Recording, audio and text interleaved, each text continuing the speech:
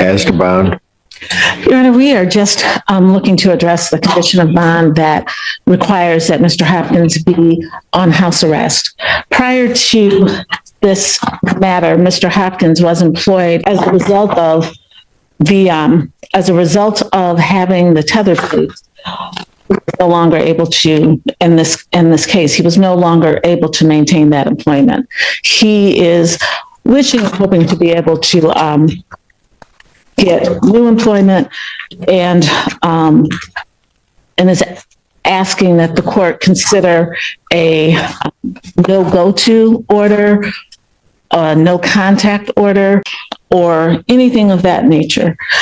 My client, Mr. Hopkins, also recently registered for the cybersecurity program. Text me that information. I tried to send the confirmation to Ms. Barroso so that she would be able to see it. It's my understanding that the classes are majority online, but that would be the only place that he would have to come across Chenal County. Otherwise, he's just asking for some order that would allow him to work and just not have that kind of contact. Response. Your Honor, the bond in this case was set at $5,000 cash or surety when we requested a $50,000 bond. In this case, the people are uncomfortable with him being out. This was an event for a series of events that occurred where the defendant assaulted the victim at not one but two locations. An eyewitness saw the defendant shove the victim while near the police station. The police attempted to make contact with the defendant, and then he picked up, as a result of him resisting, picked up 5 counts of R&O against 4 different officers. One of those 5 counts is an R&O causing injury that was so severe that the officer is actually seeking specialized medical treatment from an orthopedic surgeon. At this point, this is a 9. So, hold on. There was a DV and then an officer injured.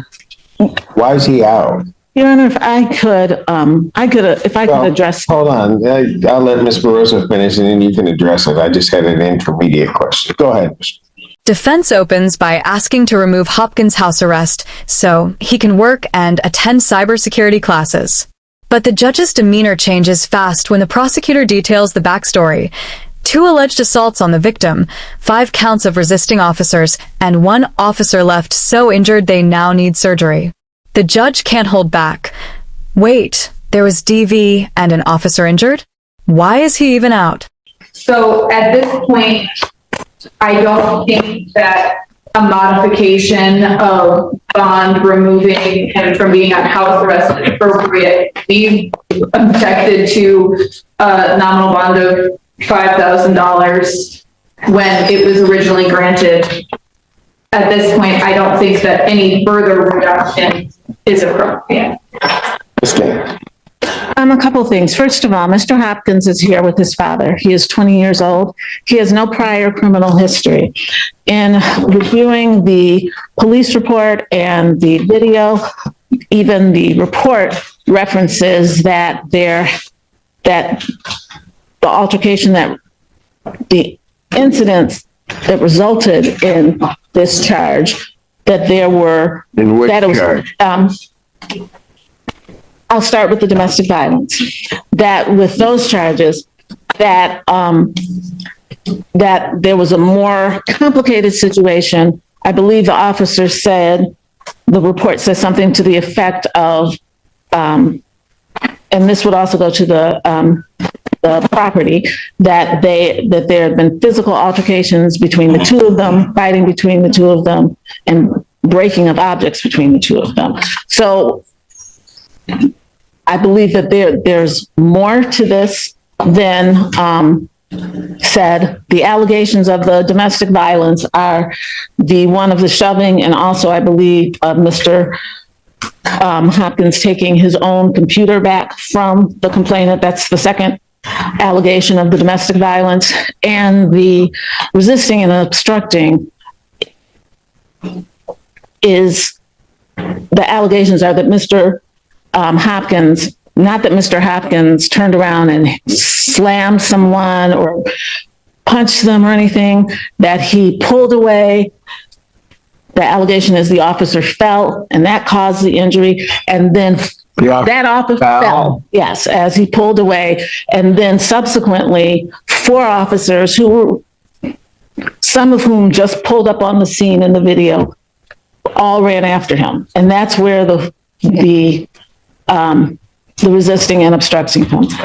And he did, in fact, eventually stop. It was not. Hopkins' attorney insists there's more to the story. She says the domestic violence charges involve minor shoving and reclaiming personal property.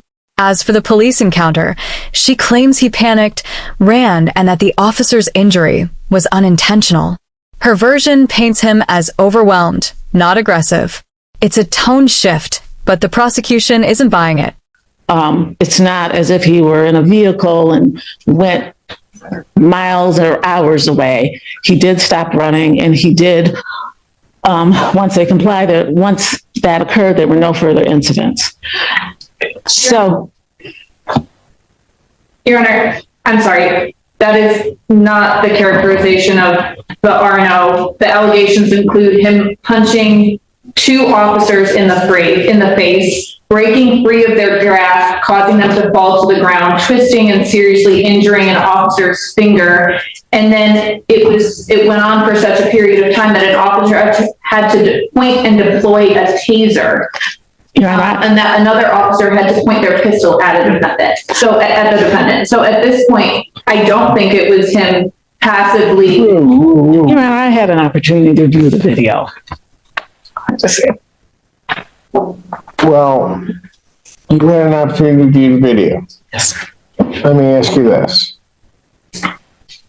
Was a taser deployed? Your Honor, when I think that's either yes or no. Was a taser deployed? Your Honor, as soon as the officer saw him, she pointed the taser at him. This is not, as soon as she saw him, she pointed the taser at him. This is not a situation where he was running and pointed the taser. I didn't ask that, Ms. Gaines. I did not ask that. Yes, sir. Was the taser deployed? Yes, it was. Did an officer have to draw their weapon? I did not see that. I could not see that on the video. Ms. Burroughs, are you indicating an officer had to draw their weapon? That is what was indicated to me in the file, Your Honor. Yes. And then there's an officer that's injured. We'll ask the question. I don't know why this individual's out. Again, Your Honor, he's 20 years old. He has no prior history, and he has no reason to come back to Washtenaw County other than for school in this case. It's my understanding. I have not heard any information that he has had any contact with the complainant, has violated any orders. He is just asking to be able to go to work. The state fires back with damning detail. Hopkins allegedly punched 2 officers, broke free from holds, injured a finger, and had to be subdued with both a taser and a drawn pistol. The judge hears this and grows visibly frustrated.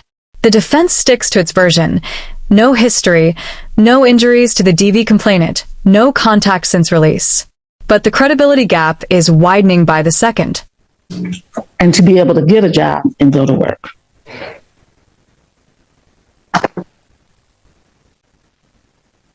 Your Honor, would you want to hear from Mr. Hopkins' father, who's present? I don't know what he could tell me at this point in time. I'm more worried about the bond as it originally is set. I don't. Does he have prior convictions for anything? No, Your Honor. That the original domestic was about. I mean, I'm trying to figure out, because I'll just tell you, I have some serious concerns that this escalated to a point that officers are having to deploy a taser, pull their weapon, and there are clearly enough officers around to, in my opinion, have subdued this individual without having to do all of that. So something else is going on. And I also have, I mean, one's bad enough, but I have 2 counts of domestic violence. Again, Your Honor, one of them is him taking back his own computer. That's one of the allegations. And that's why I'm saying there were things that were happening before this. That's not to excuse his behavior. That is to say that there's broader context. And in my view of the video, initially there was 1 officer, then there were 2, and he ran from 2, but as he's running from those 2, there are cars, 4 and 5 cars are pulling up with sirens on an unarmed young man who really panicked. This is not someone who's had police involvement, who has a history of contact with law enforcement and the criminal justice system. Again, I'm not excusing, but I do think that there is there's more. I think there are more nuances to this than The judge, visibly perplexed, tries to untangle conflicting narratives. She questions the video, the charges, and whether the level of force makes sense for a 20-year-old with no record. But she keeps returning to the same point: multiple officers, a deployed taser, and an injury requiring orthopedic care. She says something else is going on here, and the courtroom hangs in that uncertainty. than the prosecutor does. Well, explain some of those then. Because I've got a victim of a DV that's injured. She is not, the domestic violence person is not injured. It was the shove and the taking of there's no injury to her. The domestic violence are 2 misdemeanor counts. That is felonies here are 5 counts of bar, 5 counts. Yeah, I see that. Are no causing injury. Maybe I misread that on the report, but Yes. the injury to the fingers, that's the officer. That's correct. Okay, thank you.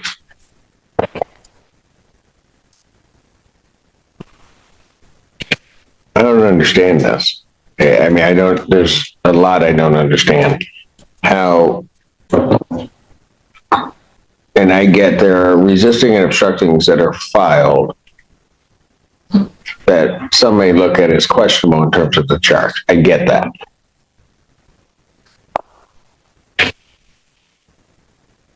But I'm also trying to figure out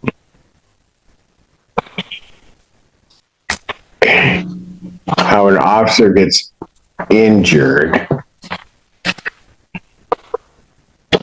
that there are punches to the face of officers. I mean, Ms. Gaines, I don't get it. I understand what you're saying, and I'm saying I did not see any punches to the face when I observed the video.